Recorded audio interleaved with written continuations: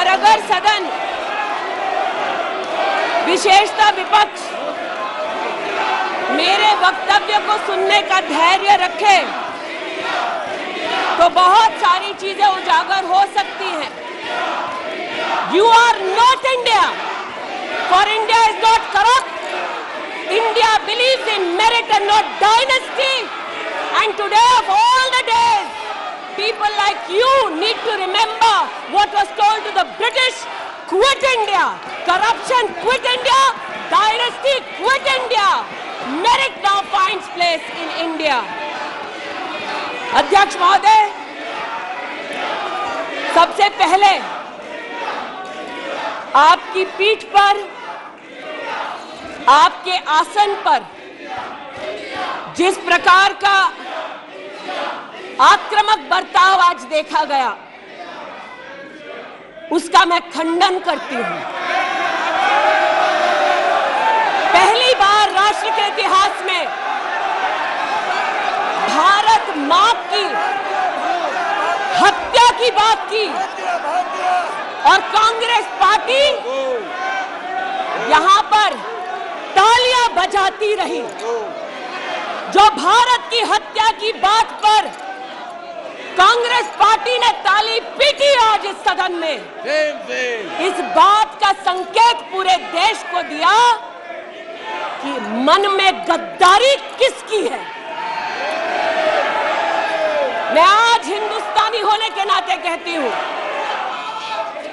मणिपुर खंडित नहीं है, विभाजित नहीं है, मेरे देश का अंग है। मैं इनसे पूछती हूं, इन्हीं के अलायंस के एक सदस्य बैठे हैं जिन्होंने तमिलनाडु में कहा कि भारत का मतलब मात्र उत्तर भारत। अगर हिम्मत हो राहुल गांधी में तो आकर भारत के ऊपर इस प्रकार का कटाक्ष करने वाले डीएमके के अपने साथी का खंडन करके बताएं। कांग्रेस पार्टी के एक नेता ने कश्मीर में रेफरेंडम की बात की। अगर हिम्मत है गांधी खानदान में तो इस सदन में और इस देश को बताए कि कश्मीर को देश से हटाने की साजिश में कांग्रेस के उस नेता का वक्तव्य क्यों है। You are not India because you define corruption in India. You are not India because you define incompetence. You are not India. एक मिनट माननीय सदस्य, ये तरीका ठीक नहीं है। सदन में नारेबाजी करना तरीका ठीक नहीं है। प्लीज माननीय सदस्य बैठिए, उनको अपनी बात कहने दीजिए। आपने अपनी बात कही है, यह तरीका ठीक नहीं है। नो गलत तरीका है आपका, नो गलत तरीका है आपका। स्मृति जी, पुनः कहती हूं अध्यक्ष महोदय, शायद अपने ही कोलाहल में सुन न पाए हो। मणिपुर हमारे देश का अभिन्न अंग है, खंडित न था, न है, न कभी होगा। इनके यूपीए के अलायंस के एक नेता ने तमिलनाडु में एक वक्तव्य दिया है। पुनः कहती हूं कि भारत का मतलब मात्र उत्तर भारत। मैं आज गांधी खानदान से, कांग्रेस पार्टी से पूछना चाहती हूं, क्या भारत केवल उत्तर भारत है? अगर दम है तो अपने पार्टनर को मुंह तोड़ जवाब दे, अगर हिंदुस्तान में आस्था रखते हैं। कांग्रेस के एक नेता ने अध्यक्ष महोदय कोर्ट में जाकर वक्तव्य दे दिया कि कश्मीर में रेफरेंडम की तलाशना चाहिए संभावना। मैं आज कांग्रेस पार्टी से पूछना चाहती हूं, क्या उनके आदेश अनुसार ये वक्तव्य कि कश्मीर का खंडन हो, भारत विभाजित हो, क्या ये कांग्रेस के नेतृत्व के आदेश के अनुसार है?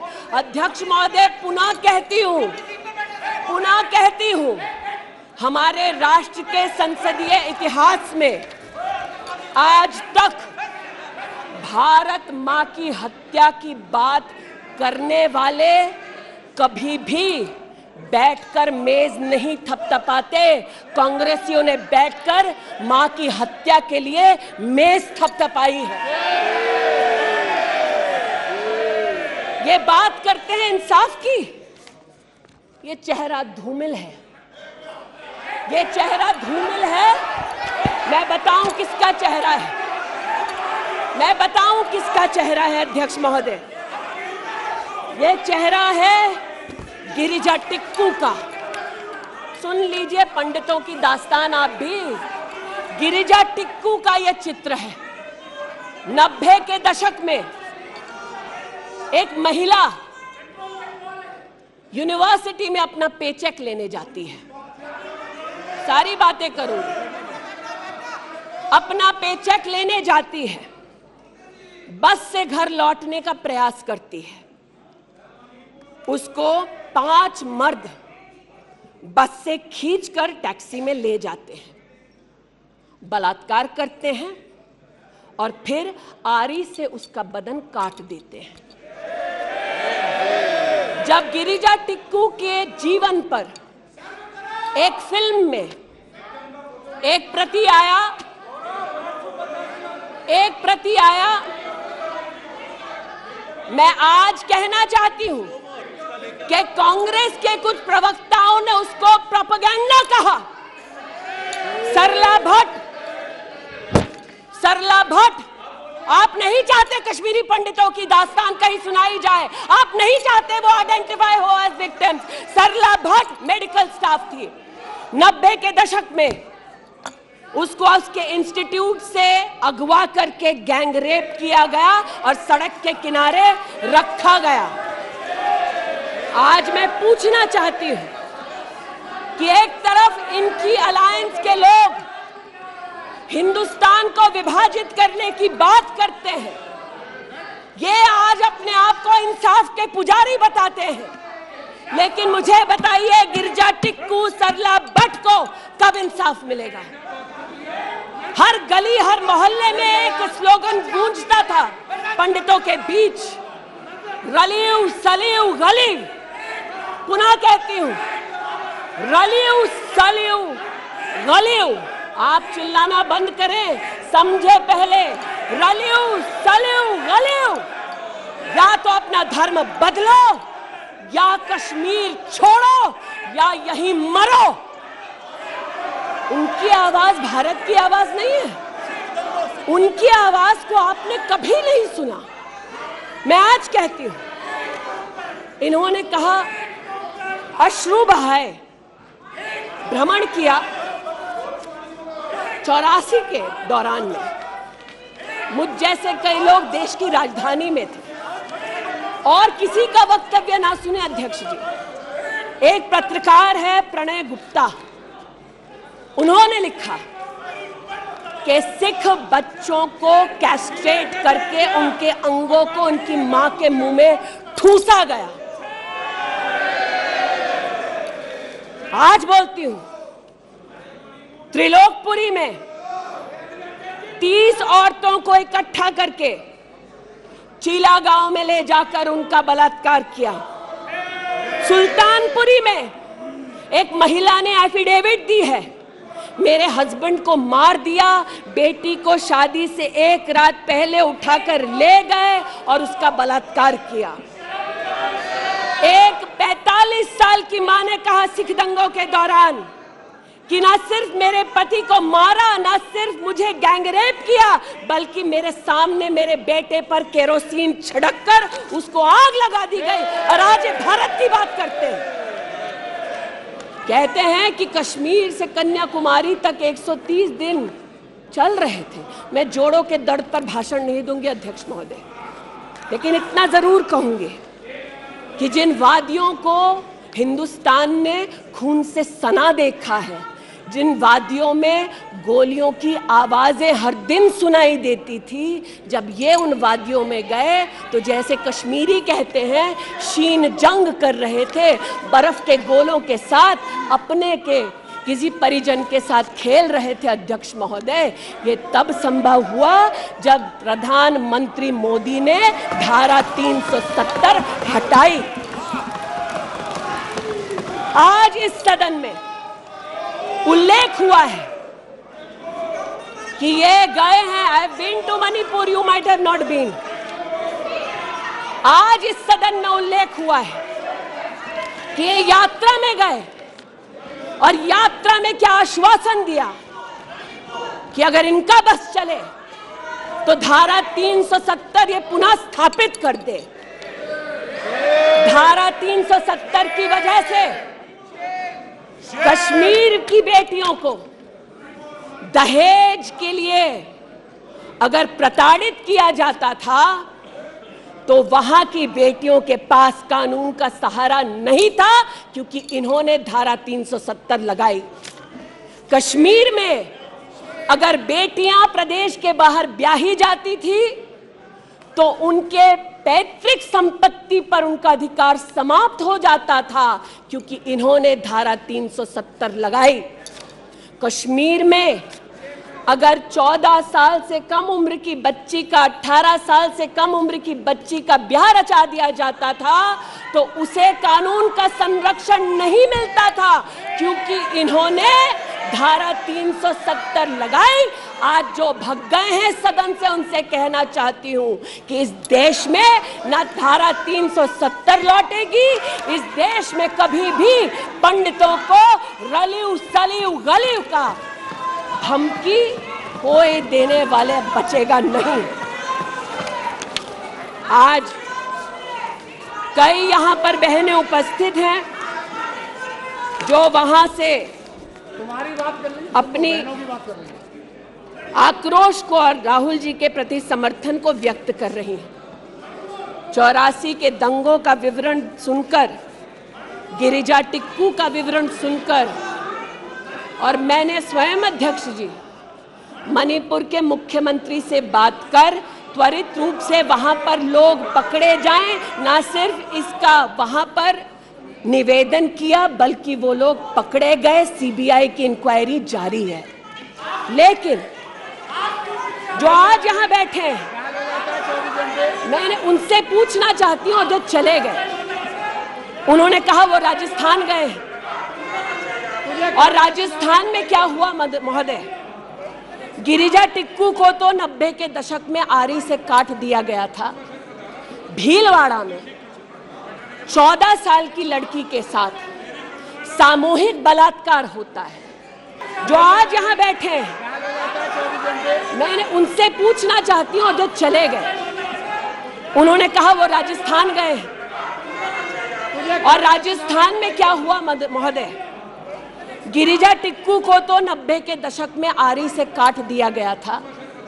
भीलवाड़ा में 14 साल की लड़की के साथ सामूहिक बलात्कार होता है। इस सदन से 2 महिला एमपीज उस परिवार से मिलती हैं।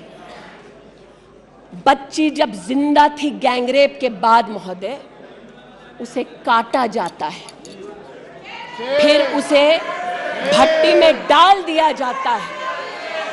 ये इन महिला सांसदों का वक्तव्य है कि जिस बच्ची को 14 साल की उम्र में जब जीवित थी गैंगरेप के बाद भीलवाड़ा राजस्थान में काटा गया, जलाने के लिए फेंका गया, उसका मात्र एक हाथ भट्टी के बाहर छूट गया था। मैं आज पूछना चाहती हूं अध्यक्ष महोदय, ये आज जो जोर जोर से चिल्ला रहे हैं, न्याय की गुहार इन्होंने तब नहीं लगाई जब 60 साल की एक महिला का पश्चिम बंगाल में उसकी नाती के सामने गैंगरेप हुआ। कोर्ट में केस लंबित है, इनका दिल नहीं दहला और पूछ रहे थे कि मणिपुर के बारे में, आप नॉर्थ ईस्ट के बारे में नहीं जानते। जिन्होंने प्रस्तावना की उनसे कहती हूँ, नल्ली का मैसेकर हुआ, 5 मिनट के लिए कांग्रेस की एक नेत्री गई, लेकिन इनका क्या रुख था तब? 2012 में तरुण गोगोई जी ने स्वयं वक्तव्य दिया है कि दंगे हो रहे हैं, लेकिन कांग्रेस की केंद्र की सरकार ना ट्रूप्स दे रही है, ना इंटेलिजेंस दे रही है। कोकराझार की बात करते हैं कि मेरा वक्तव्य नहीं है, तब के कांग्रेस के मुख्यमंत्री तरुण गोगोई का वक्तव्य है। कोकराझार में हिंसा होती है, धुबड़ी में 3-3 महीने कर्फ्यू रहता है। आज महोदय जो लोकतंत्र की दुहाई दे चुके हैं, हम बार बार इस सदन में बार बार इमरजेंसी की गाथा को याद करते हैं। इस सदन में हम लोग बार बार उन नेताओं को, उन सामाजिक संस्थाओं को, उन मीडिया के बंधुओं को, उनकी प्रिंटिंग प्रेस कैसे जबरन बंद कर गई उसको, इस पर विस्तृत चर्चा होती है। लेकिन इमरजेंसी के कालखंड में साधारण महिला का इन्होंने, कांग्रेस पार्टी ने क्या हश्र किया। स्नेहलता रेड्डी की आज बात करना जरूरी है। बेंगलुरु की जेल में बंद किया गया और इसलिए बंद किया गया क्योंकि वो सोशलिस्ट थी, भाजपाई नहीं थी, सोशलिस्ट थी। और जब बंद किया 2 मई 1976 को, तब उन्होंने अपनी प्रिजनर्स डायरी में लिखा, और मैं कोट कर रही हूं, जो पब्लिकली अवेलेबल है। As a woman comes in, she is stripped naked in front of everyone else. When a human being is sentenced, is the punishment not enough? Must the human body be degraded and humiliated? ये स्नेहलता रेड्डी के शब्द हैं जो उन्होंने emergency के कालखंड में jail में लिखे, अपनी अचीवमेंट्स को बताते हुए। जून 6, 1974 में स्नेहलता रेड्डी लिखती है that at least I have achieved something here. I have stopped the horrible beatings the women prisoners used to get. ये कांग्रेस का इतिहास है और ये भारत की बात करते हैं। अस्थमा की पेशेंट थी ये महिला, जेपीजी को तो डायलिसिस ना करने दिया, अस्थमा की इस पेशेंट को दवा नहीं लेने दी। वो 2 बार एस्थमेटिक कोमा में गई और एस्थमेटिक कोमा में जाते जाते जब उनकी हालत बिगड़ी तो पैरोल पर उनको 15 जनवरी 77 में छोड़ा। चार्जशीट में इस औरत का नाम नहीं था और 5 दिन बाद उनका देहांत हो गया। इनका इतिहास खून से सना है और जिनकी हत्या हुई आज वो इनको कटघरे में नहीं ला सकते, इसलिए आज इस सदन में मैं उनका नाम ले रही हूं, उनके बारे में बोल रही हूं। चाहते हैं कि मणिपुर पे चर्चा हो, मणिपुर पे चर्चा करने के लिए बार बार पार्लियामेंट्री अफेयर्स मंत्री ने गुहार लगाई, बार बार देश के गृह मंत्री ने कहा, हमारे श्रद्धेय राजनाथ जी ने भी कहा कि आप मणिपुर पे सदन पर चर्चा कीजिए, हम चर्चा के लिए तैयार हैं, भागे ये, हम नहीं, भागे ये और हम नहीं। और भागने के पीछे कारण क्या? क्योंकि गृह मंत्री जब बोलने लगेंगे, परतें जब खुलने लगेंगी, तब ये मौन साध लेंगे। मौन मुद्रा का उल्लेख हुआ था, मौन थे ये लोग कई चीजों पर और आज भी हैं। अध्यक्ष महोदय, मेरे हाथ में केपीएमजी की एक रिपोर्ट है जो इनके कार्यकाल से संबंधित है, जो कहता है कि करप्शन की वजह से यूपीए की कार्यकाल में हमारे देश की जीडीपी की ग्रोथ को 9% का नेगेटिव इंपैक्ट होगा। ये अंतर्राष्ट्रीय एजेंसीज बोल रही थी, लेकिन ये चुप थे, आज भी चुप हैं। जो लोग जीरो लॉस थ्योरी सिखाते थे, आज उसी कांग्रेस के एक नेता को कोयला घोटाले के लिए सजा हुई है और वो चुप है। लेकिन चुप और बहुत सारी चीजों में रहे महोदय। 2005-06 में यूपीए की सरकार को यह ज्ञात हो गया था कि खुले में शौच करने की वजह से महिलाओं का बलात्कार हो रहा है। 2005-6 में इनको पता था, ये सरकारी सर्वे में ज्ञात हुआ है, लेकिन ये चुप थे। 2010 में वर्ल्ड बैंक की रिपोर्ट ने कहा, इनकी तब सरकार थी, कि स्वच्छता ना होने की वजह से देश की जीडीपी पर 6.4 का नेगेटिव इंपैक्ट है। ये चुप रहे। महिला का बलात्कार खुले में शौच में हो रहा था, इनको पता था, ये चुप रहे। 2014 तक देश में केवल 39% आबादी को इन्होंने टॉयलेट की व्यवस्था सुनिश्चित करके दी। 2019 तक 100% कवरेज हुआ। 110 मिलियन टॉयलेट। ये हंसते हैं इस पे अध्यक्ष जी। शायद इनको पता नहीं है कि एक महिला के लिए दिन की शुरुआत में शौच के लिए बाहर जाना या सूर्यास्त का इंतजार करना, शौच के लिए बाहर जाना और वहां उसका शारीरिक शोषण होना, बलात्कार होना, ये कितनी बड़ी सामाजिक और क्रिमिनल चुनौती है, इस बात से इनको कोई सरोकार नहीं, इसलिए उपहास का विषय बनाते हैं। आज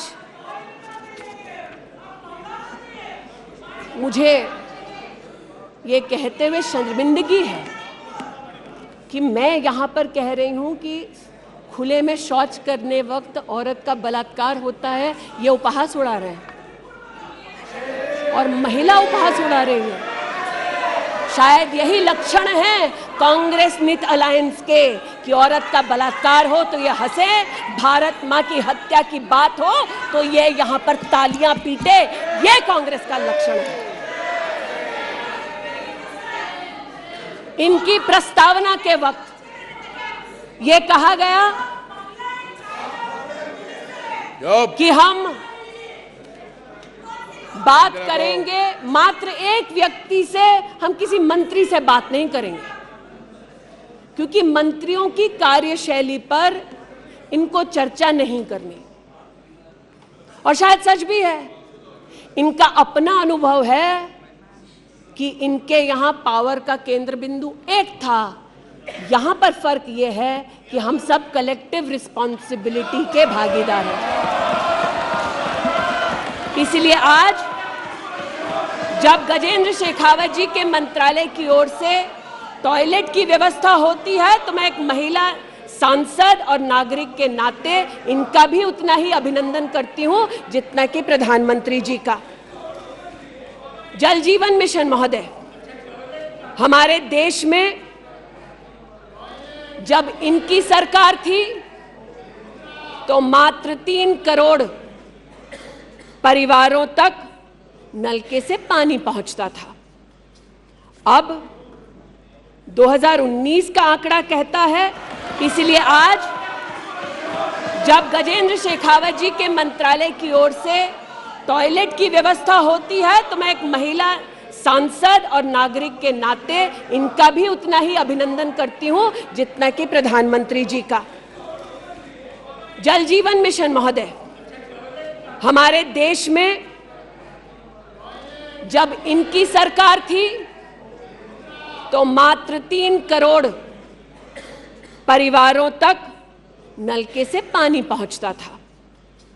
अब 2019 का आंकड़ा कहता है कि आपने तब तक 9.5 करोड़ तक पानी पहुंचाया और अब लगभग 19 करोड़ 40 लाख और 12 करोड़ 40 लाख तक आपका पानी नलके से पहुंच चुका है। लेकिन इनको इससे भी सरोकार नहीं कि अगर टॉयलेट बना, महिलाओं का शोषण कम हुआ, देश की साधारण महिला का सम्मान बढ़ा, तो इनसे इनका कोई सरोकार नहीं। स्पष्ट है, गरीब के घर में नल से जल पहुंचा तो कांग्रेस का उसका कोई सरोकार नहीं। ये स्पष्ट है और सही है। हमारा सरोकार है, देश हमारा है, सेवा हमारी है। आज ये उत्तेजित हैं कि मैं इस सदन में मंत्रिमंडल के अपने कई सहयोगी साथियों का वर्णन करती हूं। एक ऐसी महिला मंत्री का वर्णन कर रही हूं जो वर्तमान में नहीं है। जनधन के माध्यम से 23 करोड़ महिलाओं का बैंक का खाता खुला। ये इनके लिए कोई मान्यता नहीं रखता, ये मुझे स्वीकार है, ये हमारे लिए अहम है। मुद्रा के माध्यम से 40 करोड़ लोगों को जो जीवन में कभी व्यवसाय नहीं कर पाते थे, जिनके पास कांग्रेस की पर्सनल डायलिंग मशीन नहीं थी, उनको मुद्रा का लोन मिला। 27 करोड़ लोन महिलाओं को दिए गए। महिलाओं को अपना व्यवसाय शुरू करने के लिए 23 लाख करोड़ रुपया सैंक्शन किया गया मुद्रा के माध्यम से। इनका उससे कोई सरोकार नहीं। 8 करोड़ नौजवान हमारे राष्ट्र के इतिहास में फर्स्ट टाइम एंटरप्रेन्योर्स बने। इनका उससे कोई सरोकार नहीं। 1,80,000 अकाउंट्स में स्टैंड अप इंडिया का 40,000 करोड़ का पैसा दिया गया। 80% महिलाएं। एक मिनट प्लीज, क्या तरीका है? वह अपनी बात कह रही है, तथ्यों के आधार पर कह रही है। आपको खंडन करना है तो आप बोलना, जब तथ्यों के आधार पर करना गलत बात है। नो गलत। माननीय मंत्री जी,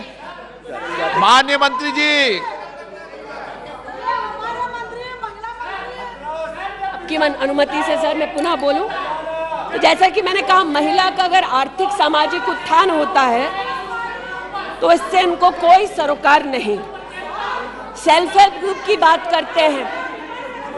जब इनकी सरकार थी तब मात्र 19 लाख सेल्फ हेल्प ग्रुप्स को इन्होंने 80,000 करोड़ का लोन दिया। हमने 9 करोड़ महिलाओं को 5 लाख करोड़ की आर्थिक व्यवस्था करके दी देश के सेल्फ हेल्प ग्रुप में। यह हमारा अभिमान है। जो आज महिला के बारे में चर्चा कर रहे हैं, टोका-टोकी बंद करो सर। जब इन्होंने महिला संबंधित बजट की व्यवस्था की तब इनके कार्यकाल से 130% ज्यादा बजट हमारे प्रधानमंत्री जी ने देश की महिलाओं को समर्पित किया। ये हमारा अभिमान है।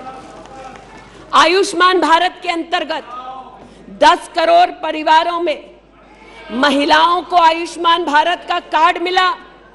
आज तक 2 करोड़ 60 लाख महिलाओं ने हॉस्पिटल वेलनेस सेंटर में सुविधाएं ली। ब्रेस्ट कैंसर में 12 करोड़, सर्विकल कैंसर में 8 करोड़ महिलाओं ने स्क्रीनिंग कराई। इनका उससे कोई सरोकार नहीं, बल्कि इनका उनसे सरोकार है दिल्ली में, जिन्होंने आयुष्मान भारत योजना दिल्ली में लागू ही नहीं की। इनका उनसे सरोकार है। देश में मोदी सरकार में 3 करोड़ 84 लाख घर बने, जिनमें से 2 करोड़ 86 लाख महिलाओं को मिले। इनका उनसे कोई सरोकार नहीं, क्योंकि गरीब महिला लखपति दीदी बन गई, वो हमारा अभिमान है, इनका नहीं। हमारे देश में 8 करोड़ 50 लाख बेटियों ने समग्र शिक्षा के माध्यम से स्कूल में सेवा ली, मुफ्त टेक्स्ट बुक की सेवा ली।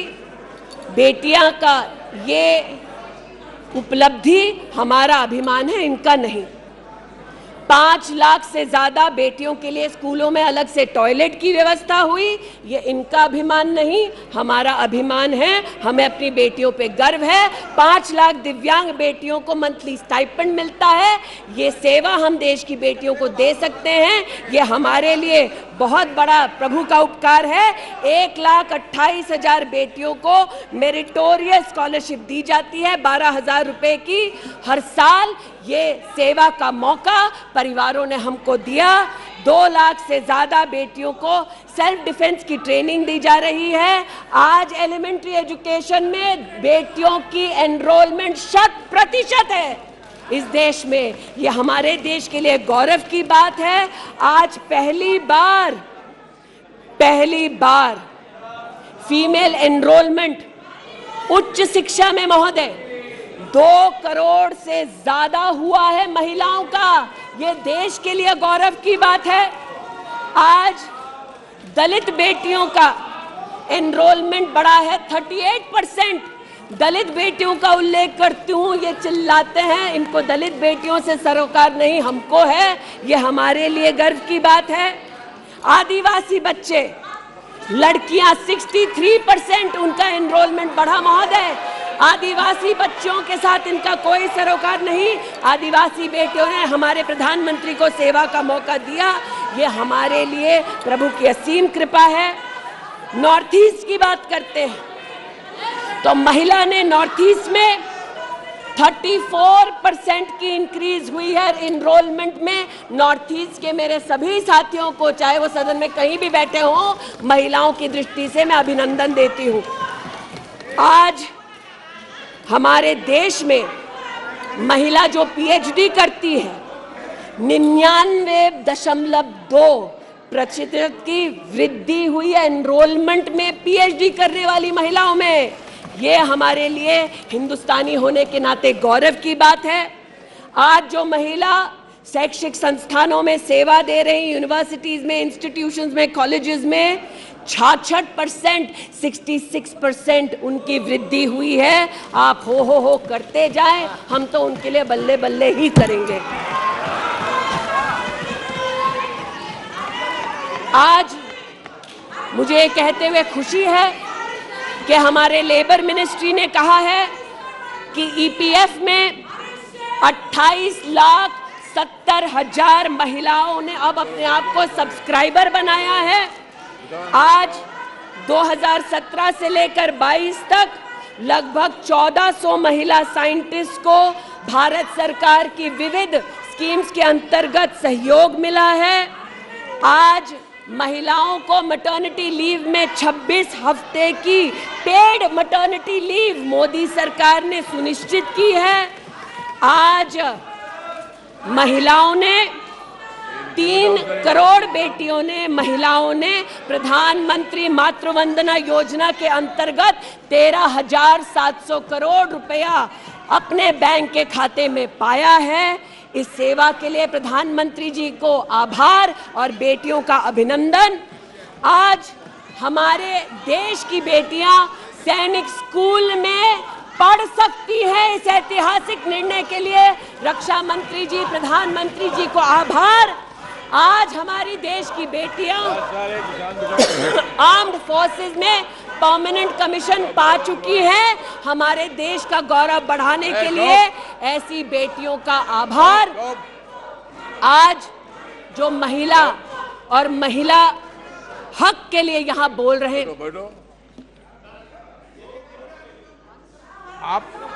आप विषय पे बोल रही हैं और अविश्वास प्रस्ताव पे सब विषय पे बोल सकते हैं।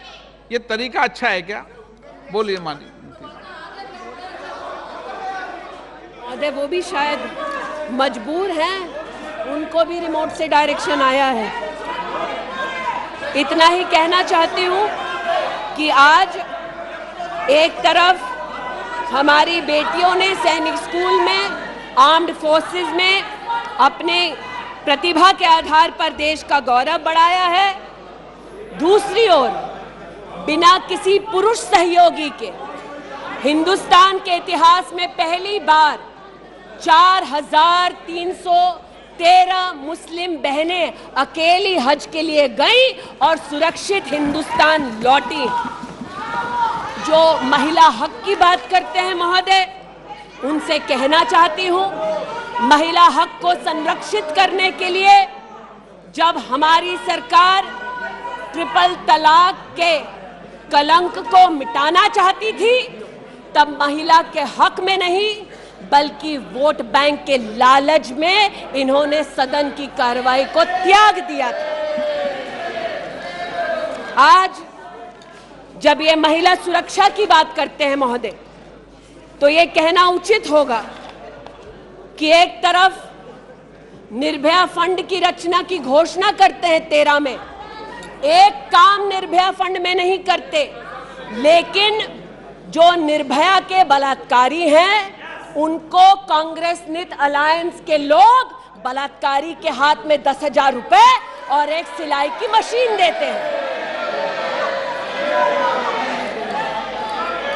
आज हमें इस बात का गौरव है कि देश में 42 प्रोजेक्ट्स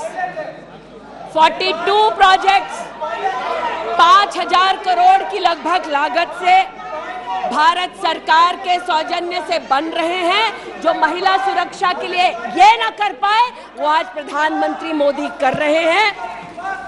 आज integrated emergency response management system के अंतर्गत देश के 983 रेलवे स्टेशन पर महिला पैसेंजर्स के लिए 24 घंटे सुरक्षा का प्रावधान किया गया। आज कोंकण में वीडियो सर्वेलेंस सिस्टम की विशेष व्यवस्था महिला संरक्षण और महिला सुरक्षा के लिए की गई। आज चूंकि रेल मंत्री बैठे हैं, आर्टिफिशियल इंटेलिजेंस के आधार पर facial recognition system, integrated surveillance system, ये सब भारत सरकार के सौजन्य से महिला सुरक्षा के लिए प्रधानमंत्री मोदी ने सुनिश्चित की। एक बात पर मैं आपत्ति अभी दर्ज करती हूं अध्यक्ष जी,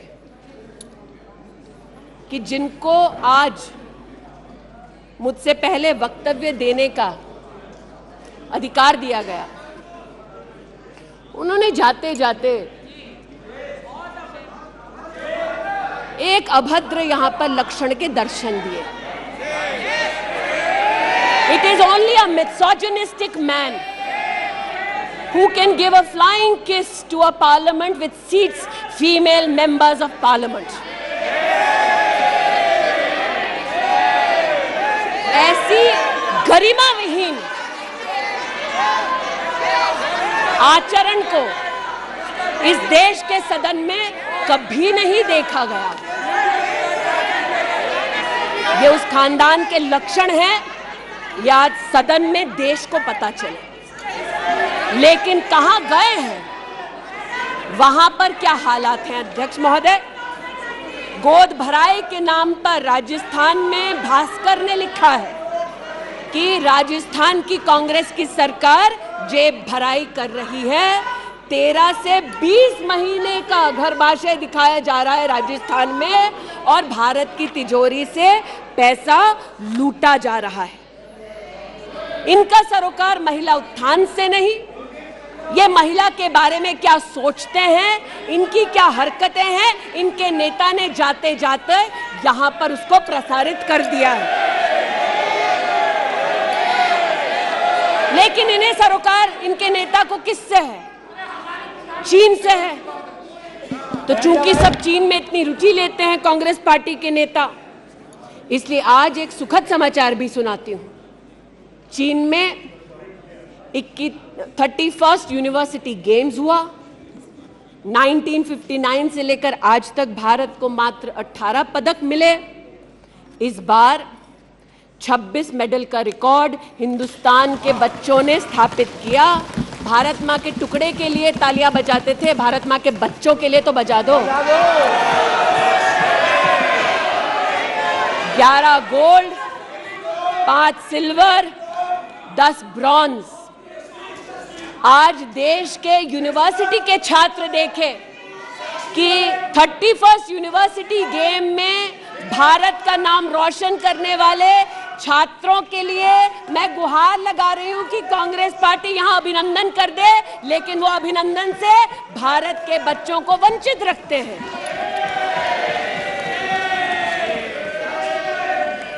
बात अभिनंदन की निकली तो एक वो भी थे जिन्होंने आसमान चीरा और दुश्मन को मुंहतोड़ जवाब दिया।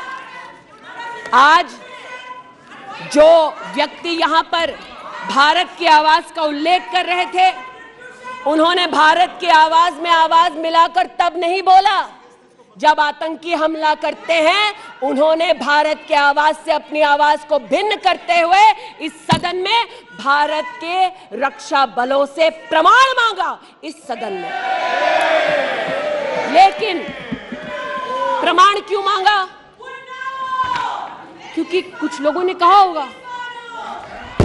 और प्रमाण मांगने का क्या सलीका है, ये मीडिया के मित्रों के माध्यम से आया है ध्यान में देश के।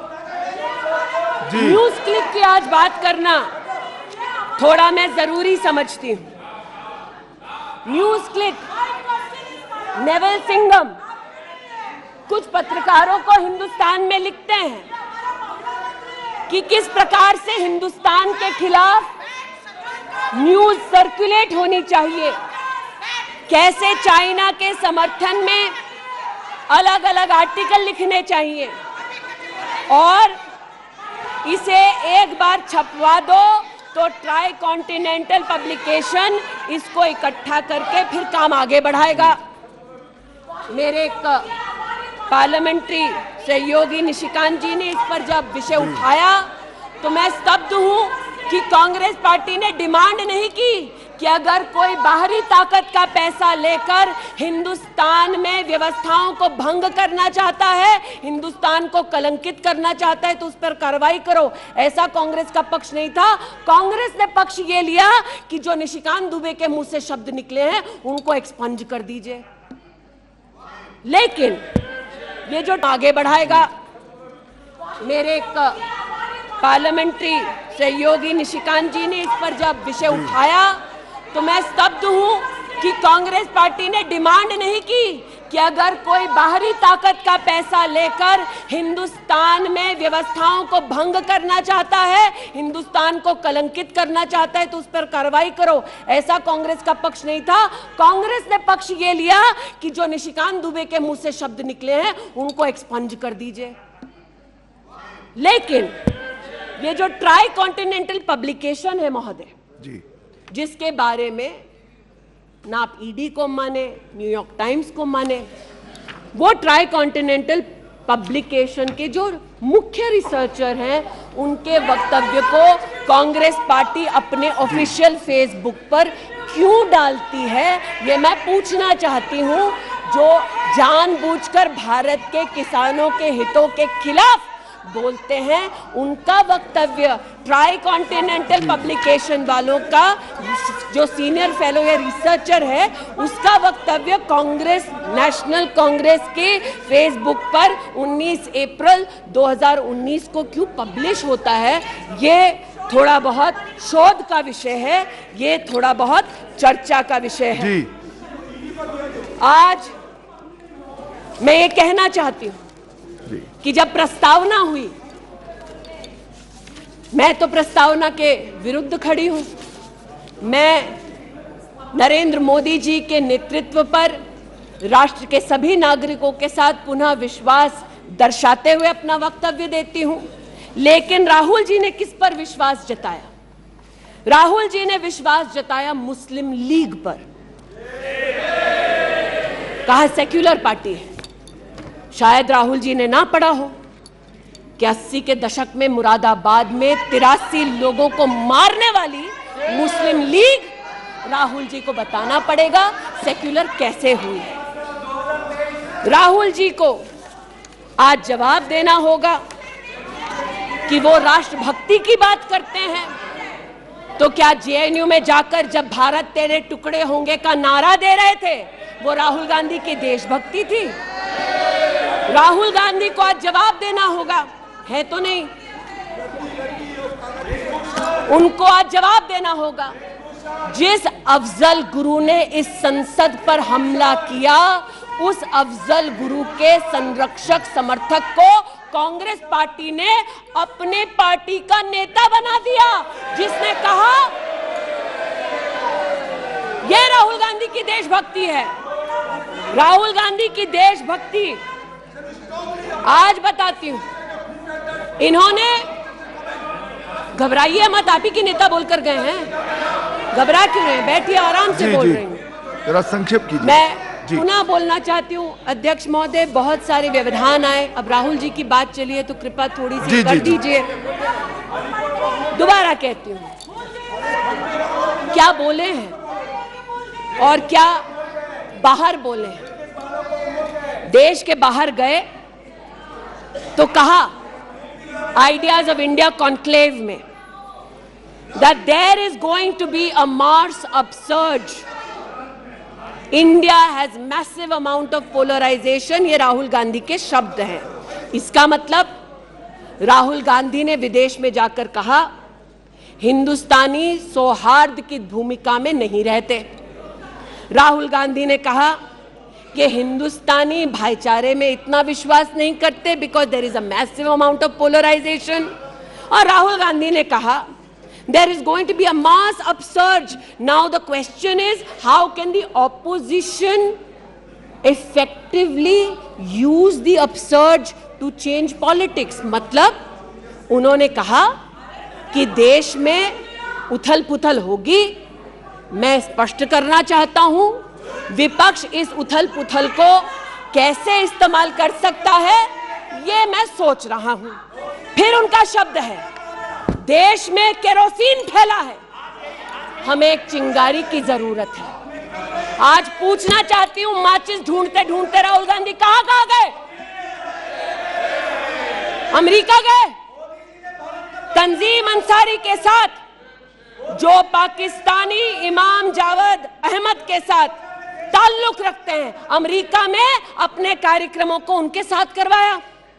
राहुल गांधी मिन्हाज खान, जो हिंदुस्तान के खिलाफ आवाज बुलंद करते हैं, उनके साथ उन्होंने मीटिंग की।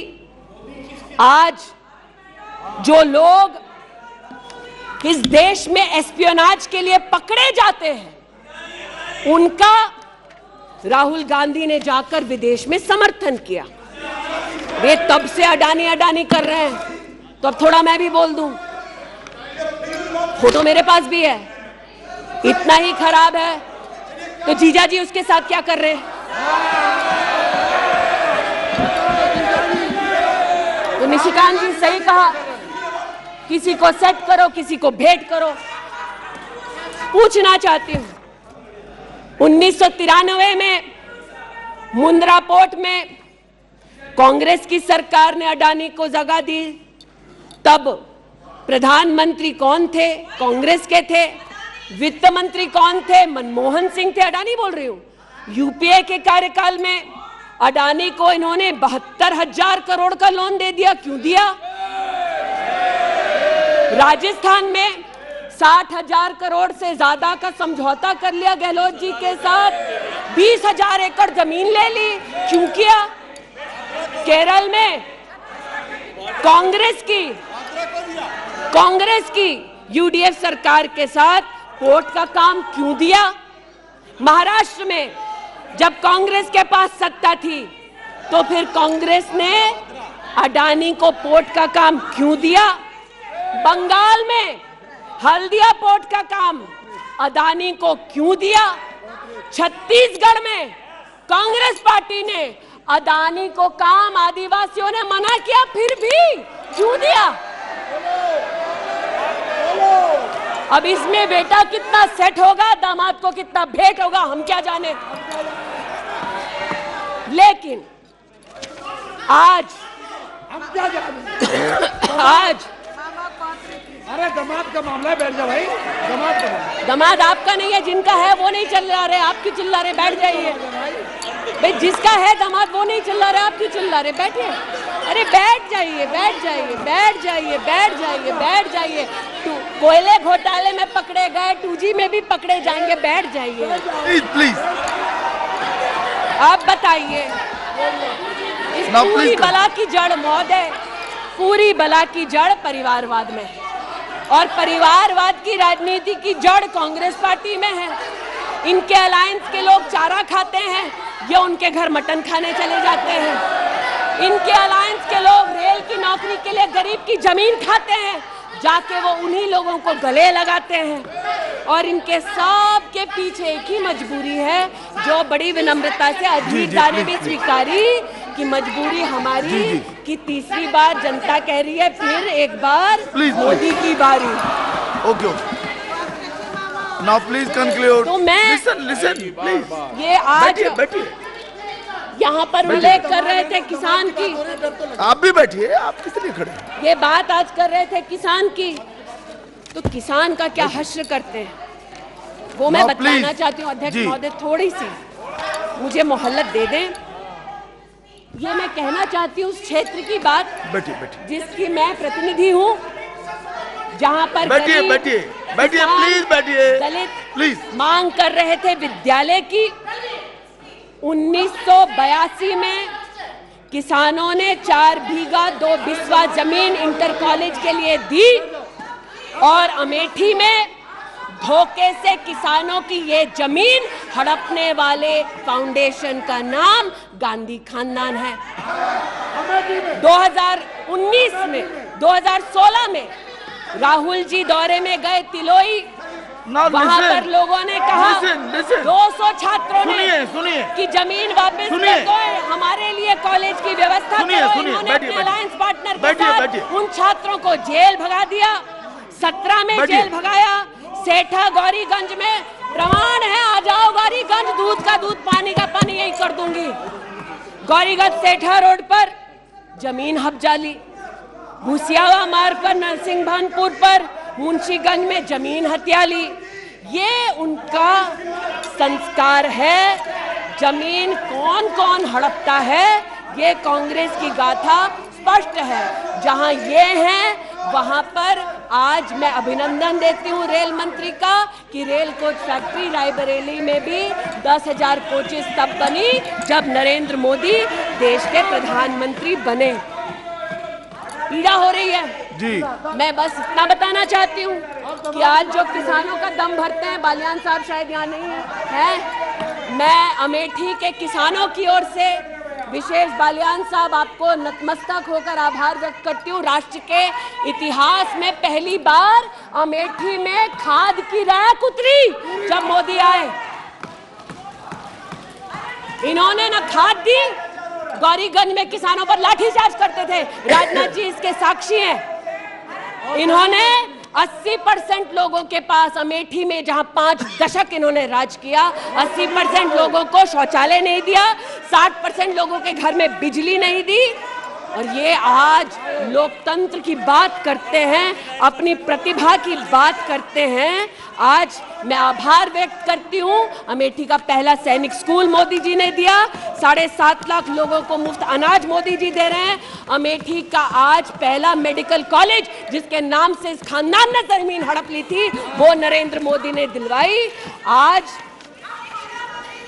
मैं इतना कहना चाहती हूँ अध्यक्ष महोदय, जो अभी है नहीं, जो 50 साल की उम्र के बाद देश देखने निकले थे, वो देश के किस कोने में वर्तमान में है मैं नहीं जानती, लेकिन इतना एक मिनट और देखिए, आपने एक फिलॉसफर का मंत्रिमंडल में अविश्वास प्रस्ताव लाया है। मंत्रिमंडल उस संबंध में बोलेगा, उनको बोलने का अधिकार है। प्लीज आप बैठ जाइए। मणिपुर पर चर्चा आपने नहीं मांगी है, वो एक विषय है, उस पर चर्चा हो रही है, उसका उत्तर भी आएगा, परंतु no please sit down. But what sir of the enemy who speaks slyly, what of that enemy? आज जिनके पास ना नीति थी, ना नियत थी, ना देश के प्रति निष्ठा थी, आज ना जो कभी हिंदू के हुए, जिन्होंने राम के अस्तित्व को नकार दिया, ना सिखों के साथ जिन्होंने इंसाफ किया, जो ना कभी महिलाओं के उत्थान के लिए समर्पित थे, ना नौजवान के सशक्तिकरण के लिए समर्पित थे, ना किसान के बलिदान को स्वीकार कर किसान की समृद्धि के लिए समर्पित थे। आज उनसे कहना चाहती हूं कि जो समर्पित है, जो सबके विश्वास के साथ सबका विकास कर रहा है, उस पर देश को पुनः विश्वास दिखाएंगे। 24 में पुनः मोदी सरकार बनाएंगे। इस अविश्वास प्रस्ताव का मैं निषेध करती हूं और भारत मां का जयकारा लगाते हुए जो भारत माँ की हत्या की बात कर रहे थे महोदय, उनसे कहना चाहती हूँ, अंग्रेज आए चले गए, मुगलिया सल्तनत आई खत्म हो गई, हिंदुस्तान आज भी है और आगे भी रहेगा। और हिंदुस्तान इस देश की तिजोरी की चाबी वापस उनकी माताजी के हाथ में नहीं देगा।